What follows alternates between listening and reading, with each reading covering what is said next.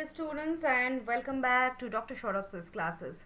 So before we look at this equation, let's talk about the best we are hunting, the MSc entrance examination. MSc is famous for producing the elite of Indian economic thought, and if you want to work at the RBI, Niti Aayog, or just want to sound incredibly smart at the dinner parties, this is your gateway. And the examination focuses heavily on the quantitative methods. They don't just want to know if you can draw a demand curve, they want to know if you can calculate the curvature of that curve while being chased by a tiger. So today's question is a classic MSc appetizer. Now it's a production function test. Let's look at the question first. So question says, if the production function is f of x1 x2 is equal to x1 into x2, then it exhibits, option number A says constant returns to scale, option number B says increasing returns to scale, option number C is decreasing returns to scale, and option number D says diminishing the marginal productivity. Okay, so we are going to discuss this. Okay, look at this function. F of x1 x2 is equal to x1 into x2, right? It looks very simple, right?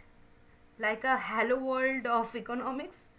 But this is a specific type of Cobb-Douglas production function. Now usually you see it written as Q equal to L to the power alpha into K to the power beta.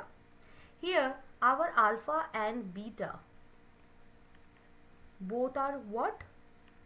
1. Now this function is essentially saying that if I have 1 unit of labor and 1 unit of capital, I get 1 unit of output, and if I have 2 unit each, well, that's where the drama starts. Now let's talk about the returns to scale. This is not about how much you weigh after a buffet. It's about what happens when you double every ingredient. Now imagine you are making a sandwich, okay? You double the bread and double the cheese. Now if I talk about the constant, that is the CRS, you get exactly 2 sandwiches. It's boring, predictable, like a maths teacher haircut, right?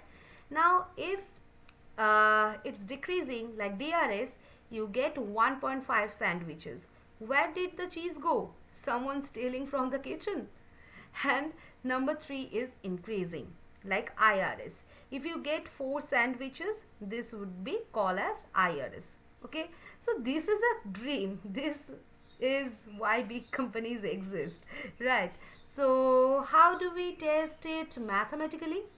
If we multiply our inputs, that is x1 and x2, by a constant factor, let's call it t, where t is greater than 1, then function of tx1 tx2 will be equal to tx1 into tx2, right?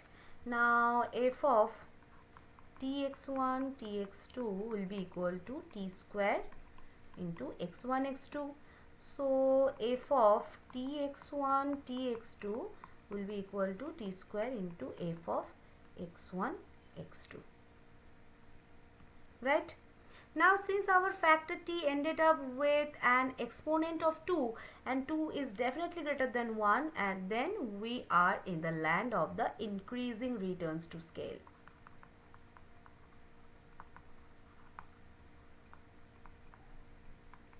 Okay, that is the IRS. Fine. Now some of you might be looking at the option D, diminishing the marginal productivity. I'm going to tell you something very important thing to remember.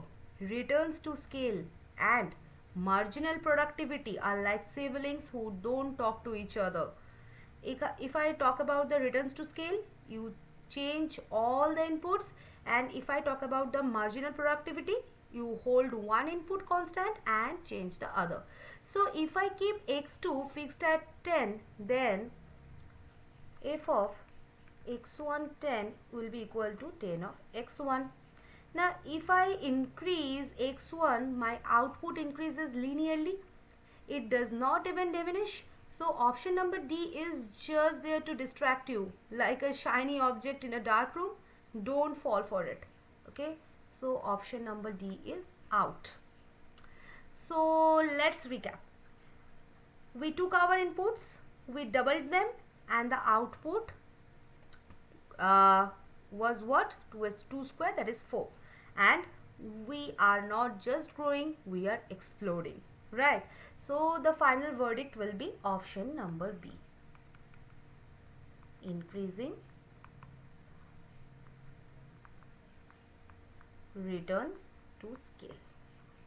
Okay, now in the MSc examination, speed is the key. The moment you see x1 times x2, you should see the powers 1 plus 1, that is 2.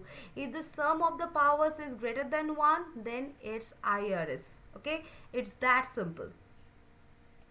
So this was the whole concept. I hope this is clear to you.